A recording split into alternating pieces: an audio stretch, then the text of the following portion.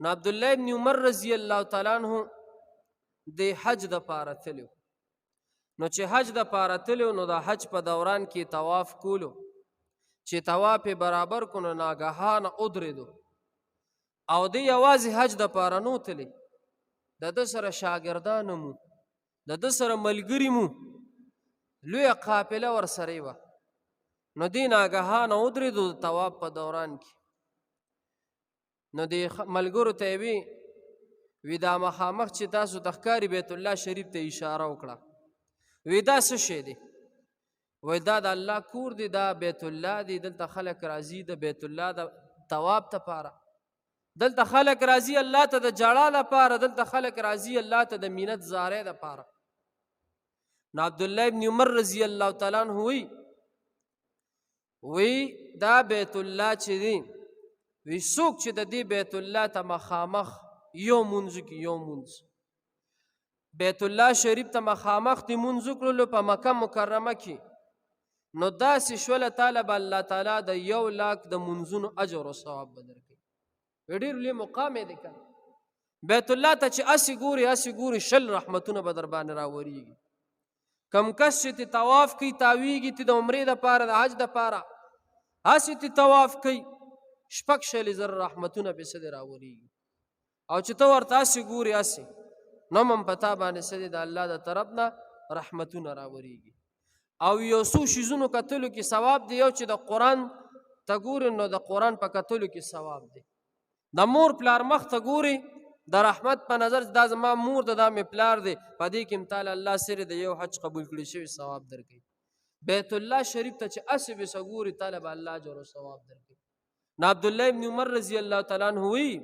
وی دا بیت الله دی، وی د دواړو جهانو سردار نه مې اورېدلي چې څوک د بیت الله ته مخامخ یو مونځو کې دله به الله پاک د 1,00,000 مونځونو اجر او ثواب. نو بیا وی خپلو ملګرو ته وی عبدالله ابن عمر رضی الله تعالی عنہ وی قسم په خدای، قسم یې خوړلی، وی قسم په خدای وی چې دا بیت الله د دې روانول چې څوک وکړي چې دا څوک راشو دا روان کي. تاسو دې خبرې ته غوږ دی چې یو کس راشو دا بیت الله روان کي، نو دا هم لویه ګناه ده، د بیت الله روانول هم لویه ګناه ده، لوی جرم دی. خو یو پیره نه، 2 پیرې نه، 3 پیرې نه، او یا پیرې که یو سړی دا بیت الله روان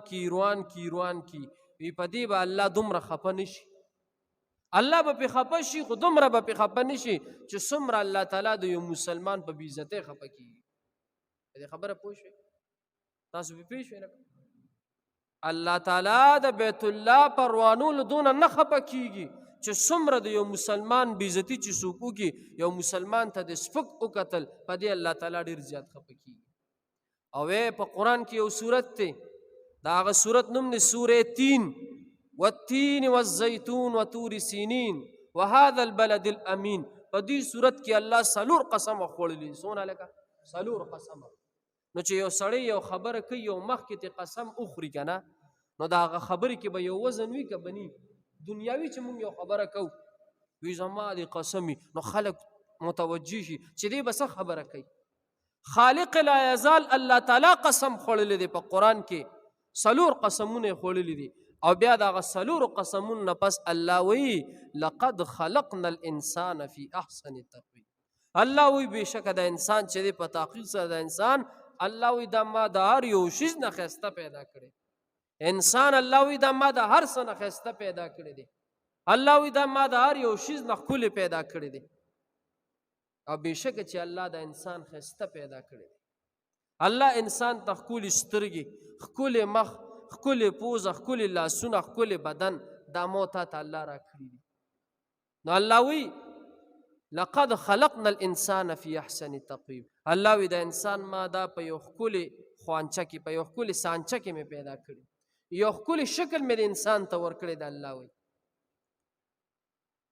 زمونږ د رسول الله مبارک یو بیبي وه، د هغې بیبي نوم حضرت صفیه رضی الله تعالی عنها. دا د قد نه داسې لږه لنډۍ وه، داسې چیتې وه، د قد نه داسې چیتې وه. نو د رسول الله مبارک بله بیبي حضرت عایشه صدیقه رضی الله تعالی عنها، هغه حضرت عائشہ صدیقی رضی الله تعالی عنها اسی رسول الله مبارک ته د دې بیبي ته خیال نو د حضرت صفیه ته دې ته خیال نو رسول الله مبارک ته د حضرت عائشہ بیبي رسول الله مبارک ته وی حضرت ودا داسې کړه تاسو به دې پېښ دقه شانتي اشاره لکه دا څه ده د اوننه لکه چیته ده قسم په خدای رسول الله مبارک ورته وی عائشہ وی دا ستاده صرف دا داسې اشاره نه ده صرف دا داسې اشاره ویل که دا ستاده لاس نه دی ستاده لاس دا اشاره چې تا کوم وکړله وی که دا د دې دنیا په دې غټو غټو سمندرونو باندې کېښودلی شي که نه وی دا به ټول تراخه شي یعنې په دې باندې الله سره دومره ډېر خفه کېږي دا به ټول تراخه شي د دې اوبه به ټولې تروي شي د څه د وجې نه چې تا دې ته داسې اشاره وکړله په خبره پوه شوې نو چاته به سپک نه ګوري که یو سړی الله قچیتې پیدا کړي یا د یو سړي پوزه غټه ده یا د یو سړي سترګې غټې دي یا وړي دي یا سر غټ دی یا لاس غټ دی یا خپه غټه ده چاته به سپک نه ګوري دا چا پیدا کړي الله پیدا کړي واورئ جي زمونږ د رسول الله مبارک نه مخکې پیغمبرانو کې یو پیغمبر تیر شوی دی د هغه نوم دی حضرت نوح علیه السلام څه شي د دې حضرت نوح علیه السلام ته دا نوح علیه السلام ورته ولې ویل کېږي د ده خپل نوم چې دی عبدالغفارو څو عبدالغفار تفسیرونو لیکلي چې د ده خپل نوم عبدالغفارو لیکن ده ته دا نوح ولې ویل کېږي نوح ویل کېږي ډېر زیات ژړا کوونکي ډېر څه شی لکه زیات ژړا کوونکي دا حضرت نوح علیه السلام د الله پیغمبر دی یو ځلې په لار روانو چې په لار روانو نو حضرت نوح علیه السلام ته مخامخ یو سپی ورته راغی او هغه سپی ډېر بدرنګ شوی د دانو د لاسه خارخ پې لګېدلی دانې پې راختې وې بوی تې تللو واورئ جي حضرت نوح علیه السلام د هغه سپي د بدبویۍ د وجې نه صرف په دې خپل مخ باندې داسې سپوټې یا داسې څادر داسې کړی صرف دقه چالې وکړو الله ورته وی هغه سپي ګویا کو تفسیرونو لیکلي الله ورته هغه سپي ګویا کو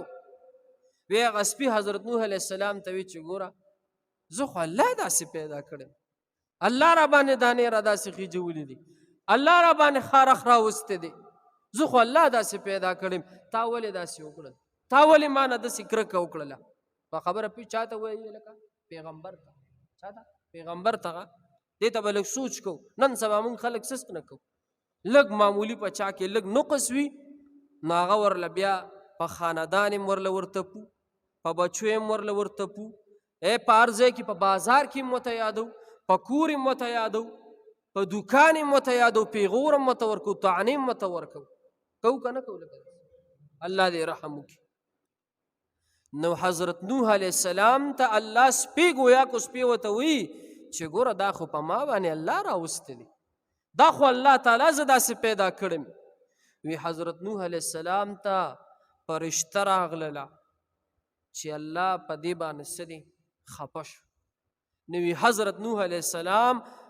وژړل وی ژړل بې ژړل بې مړه وي د شپې به هم ژړل د ورځې به هم ژړل هر ټیم به ژړل وی دومره به ژړل چې د ډېرې ژړا د وجې نه په دې سترګو کې دا اوښکې وچې شوې او وی د ډېرې ژړا د وجې نه خلکو به ورته بیا وي نوح ویل کېږي ډېر ژړا کوونکي ده وی دی خو هر وخت جاړي نو د ډېرې ژړا د وجې نه هغه نوم بدل شو نوم یې څه عبدالغفار د ډېرې ژړا د وجې نه نوم څه شولو لکه نوح شولو ولې ژړله لکه الله نه یره او بل دا چې څه هغه سپي ته هسې کرکه غوندې انسان د هر انسان د طبیعت دا تقاضی که نو سپک به چاته نه ګوري واورئ